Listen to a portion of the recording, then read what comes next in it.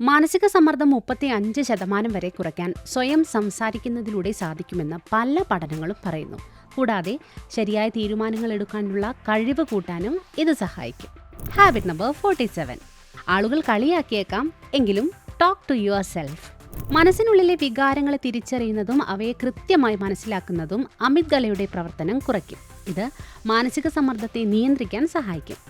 സമ്മർദ്ദം കൂടുമ്പോൾ അത് രക്തത്തിലെ ഗ്ലൂക്കോസ് ലെവലും ബ്ലഡ് പ്രഷറും കൂട്ടുമെന്ന കാര്യം മറക്കരുത്. അതുകൊണ്ട് ഒട്ടും മടിക്കാതെ ദിവസവും സ്വയം സംസാരിച്ചു തുടങ്ങും.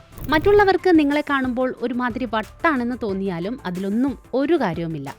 ചിന്തകളെയും വികാരങ്ങളെയും മനസ്സിലാക്കാൻ ദിവസവും അല്പസമയം കണ്ടെത്തുക.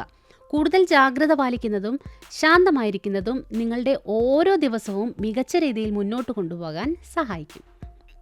ജീവിതം മാറ്റിമറിക്കുന്ന 52 ശീലങ്ങൾ. ഈ ലളിതമായ മാറ്റങ്ങൾ ശീലമാക്കൂ. 1 വർഷത്തിനുള്ളിൽ നിങ്ങളിലുണ്ടാകുന്ന ആരോഗ്യകരമായ മാറ്റങ്ങൾ അനുഭവിച്ചറിയാം.